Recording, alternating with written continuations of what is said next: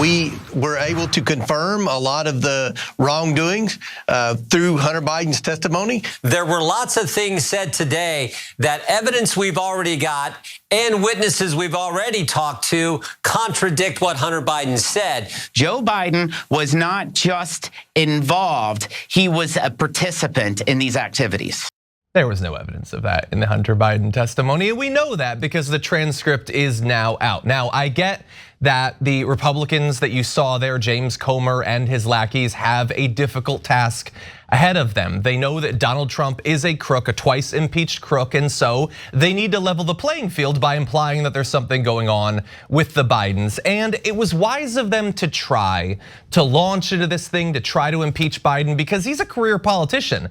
There's good reason to believe that if you dig enough, you'll find something, but unfortunately, either Biden is clean, at least according to the law, or all of these Republicans are utterly incompetent, or maybe both, because there is nothing that came up in the Hunter Biden transcript that implied that they'd gotten him or that any of the evidence was particularly strong. They didn't have Hunter Biden contradicting himself. Instead, Hunter Biden really held his own, even like having a little bit of fun at the expense of the Republicans. And so we're gonna cover a few of the things that popped up throughout that.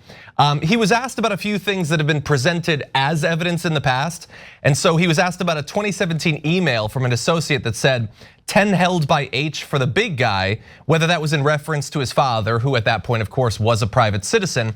Hunter Biden said such a notion was pie in the sky and that the agreement didn't have anything to do with my father. Additionally, he was asked about, or he testified that he was out of my mind and drunk and probably high when he sent a WhatsApp message to a Chinese associate in 2017 stating that he was sitting here with my father. He said that he wasn't sitting with his father. He didn't even send it to the right person, which potentially, strengthens the evidence that maybe he was drunk and or high at the time. But this was supposed to be really damning, okay? This was supposed to really hurt the Bidens. But you already had an impression that the Republicans didn't have a ton of faith in this when they didn't insist that it be public. The fact that they wanted to be behind closed doors implied that they wanted to be able to come out of this and do what you saw in that opening clip, go to Fox News and make claims that are not actually supported by what happened, but what happened was behind closed doors, so the Fox audience is never gonna see it. It was a convenient little construct that allowed them to claim victory even if there was no strong evidence of that. We might have millions of people watching this show, but you can be the difference maker because we just need 1% of our audience to be paid members, and then this show can be around forever. So you can make that difference. Click join now. And perhaps most importantly, for Hunter Biden, he claimed, my father was never involved in any of my business ever, never received a cent from anybody or never benefited in any way, never took any actions on behalf in any way, and I can absolutely 100% state that is not just in my case, but in every family member's case. And if the Republicans want to demonstrate evidence that goes against that to show money that was gained, they can do that. We're like a year and a half into this thing. We've had a ton of hearings. We've had Russian spies unmasked. It's been dramatic, but not revelatory when it comes to the initial claims that something illegal was going on. And Sharon, I want to go to you for comment before we go to other areas. What do you make of what's been revealed from this transcript?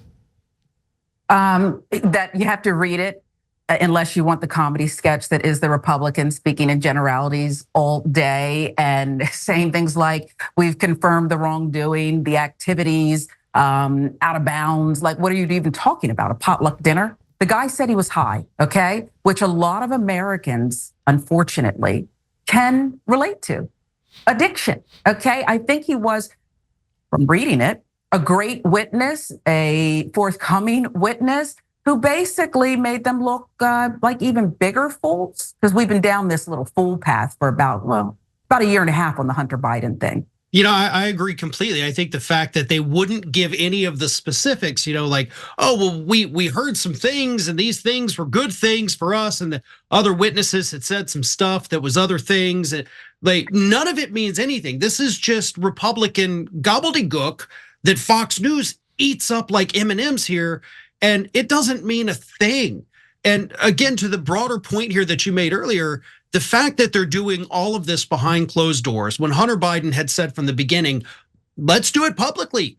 let's put the cameras in there. Let's have the entire country watch what's going to happen. So Republicans continuously refusing that, refusing to name a single potential crime other than things and stuff. It tells us that there are no things. There is no stuff. They just want to keep this alive. And there's not even a reason to. Hunter Biden's already going to be prosecuted. He is going to have his day in court. So this whole Hunter Biden thing is completely pointless, even if they had something, because the justice system is already going to take care of him. Yeah, at a certain point, like maybe you could link this to Joe Biden in some way, the guy that is actually in office. That would be nice. That would make this more exciting. And look, in a weird way, I almost feel a little bit bad for them. Not that bad, because they are, after all, wasting all of our time with all this. But I don't think they want to be doing this. I don't think James Comer wants this to be his whole job for like 2 years, particularly when it makes him look so ridiculous on a daily basis. But they have to. Not because they believe if we stick to this, if we're dogged in our pursuit of justice, blah, blah, blah, we'll get them. There's something really there. It's that they have to do it because Donald Trump demands it. They have to do it because they have to. We know we went through 2 impeachments with Donald Trump, made Donald Trump look really bad. So we just have to have this. They have to even the playing field, but they're completely unable to do it. And one of the reasons I say that I don't think their heart is necessarily in it is Comer, who you saw in the opening clip, he didn't even like participate. Like, he's the guy, this is his thing. And according to Steve Doocy, James Comer left the hearing early and did not ask a single question. How weird is that, says Steve Doocy, and I agree, that is pretty weird. Except if you don't think that there's anything that he's going to get out of Hunter Biden, then why should he waste his time? Why ask a question? You know, why stick around the entire time if the whole thing is a sham anyway, aside from, as we've said from the very beginning, the overall sense that politicians' family members benefit from the connections they have, which is not new, it's not specific to the Bidens, and none of these Republicans want to do anything about that. Just in the case of the Bidens, they have a problem with it, even if there are far more egregious cases of corruption having to do with family connections.